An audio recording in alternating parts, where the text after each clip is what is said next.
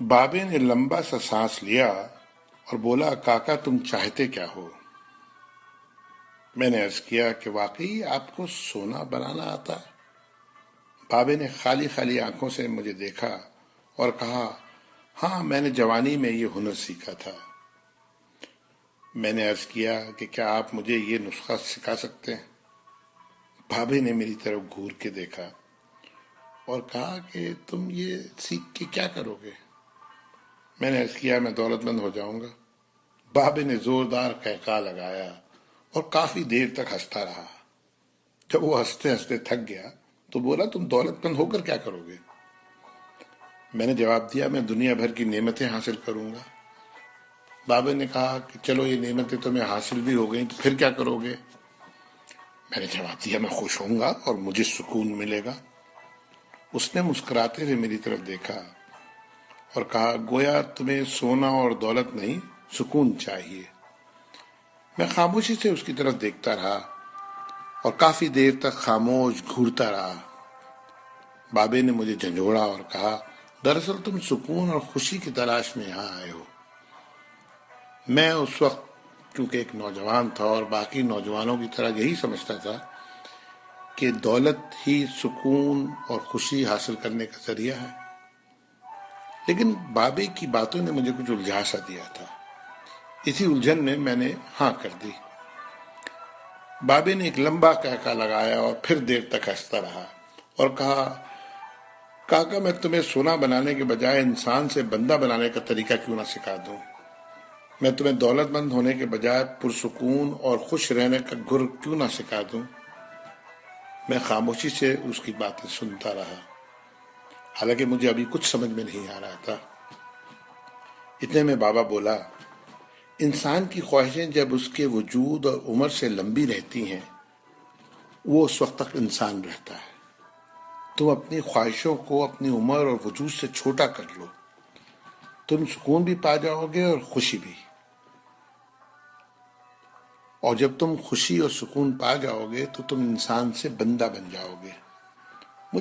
مجھے بابے کی باتیں بالکل سمجھ میں نہیں آ رہی تھی اور بابے نے میری یہ پریشانی بھانپ لی تھی۔ بابا بولا، تم قرآن شریف پڑھو۔ اللہ تعالیٰ نے خواہشوں میں لتھڑے ہوئے لوگوں کو انسان کہا ہے اور محبت میں رنگے ہوئے آزاد لوگوں کو بندہ۔ دنیا میں کتنے انسان آئے اور بہت دولت کمائی، بڑی عمارتیں بنائی، کیا وہ سب ساتھ لے گئے تھے؟ کیا سب وہ خوش تھے؟ تم بھی کیا خوش ہو؟ پھر بابا خود ہی بولا، نہیں، جب تک تم تانبے سے سونا بنانے کے چکر میں اور خپ میں مبتلا رہو گے اس وقت تک خوشی سے دور بھاگتے رہو گے اور بھٹکتے رہو گے۔ پھر بابے نے ایک چھوٹی سی ٹہنی سے زمین پہ رگڑنا شروع کیا اور کہا، لو میں تم کو انسان سے بندہ بنانے کا نسخہ بتاتا ہوں۔ اپنی خواہشوں کو اپنے قدموں سے آگے نکلنے نہ دو۔ جو مل گیا اس پہ شکر کرو، جو چھن گیا اس پر افسوس مت کرو۔ جو مانگے اسے دے دو، جو بھول جائے اسے بھول جاؤ۔ دنیا میں بے سامان آئے تھے اور بے سامان ہی واپس جاؤ گے۔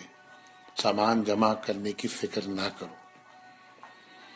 جسے خدا ڈھیل دے رہا ہے اس کا کبھی احتساب مت کرو۔ بلا ضرورت سچ بھی فساد ہوتا ہے۔ جو پوچھے تو سچ بولو، جو نہ پوچھے تو خاموش رہو۔ دینے میں خوشی ہے اور وصول کرنے میں غم۔ دولت کو روکو گے تو خود بھی رک جاؤ گے۔ چوروں میں رہو گے تو چور ہو جاؤ گے۔ اللہ راضی رہے گا تو جگ راضی رہے گا، وہ ناراض ہوگا تو نعمتوں سے خوشیاں اڑ جائیں گی۔ جب تم عزیزوں، رشتہ داروں، اولادوں سے چڑھنے لگو تو سمجھ لو اللہ تم سے ناراض ہے۔ جن سے تمہیں نقصان پہنچا ہو اور مزید نقصان پہنچنے کا اندیشہ ہو ان سے کنارہ کشی کر لو، ان سے بدلہ لینے کی فکر نہ کرو، کیونکہ سب سے اچھا بدلہ اللہ کا ہے۔ جب تم اپنے دشمنوں کے لیے اپنے دل میں رحم محسوس کرو تو سمجھ لو تمہارا خالق تم سے راضی ہے۔ ہجرت کرنے والے کبھی گھاٹے میں نہیں رہتے۔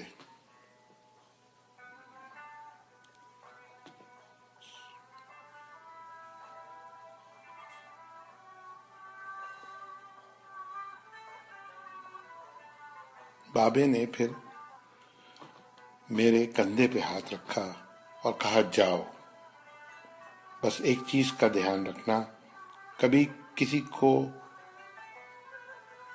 خود سے نہیں چھوڑنا، دوسروں کو فیصلہ کرنے کا موقع دینا، یہ اللہ کی سنت ہے۔ اس نے کبھی اپنی مخلوق کو تنہا نہیں چھوڑا، مخلوق اللہ کو چھوڑتی ہے۔ اور دھیان رکھنا، جو جا رہا ہو اسے جانے دینا، جو واپس آ رہا ہو اس کے لیے اپنا دروازہ کبھی بند نہ کرنا۔ یہ بھی اللہ کی عادت ہے، وہ واپس آنے والوں کے لیے اپنا دروازہ ہمیشہ کھلا رکھتا ہے۔ تم یہ کرتے رہنا، تمہارے دروازے پہ ہمیشہ میلہ لگا رہے گا۔ یہ اقتباس ہے جس کے مصنف سے میں بالکل نابلد ہوں، لیکن اس کا عنوان تھا کیمیا گر۔ اللہ تعالی ہم سب کو انسان کے بجائے بندہ بنا دے، آمین۔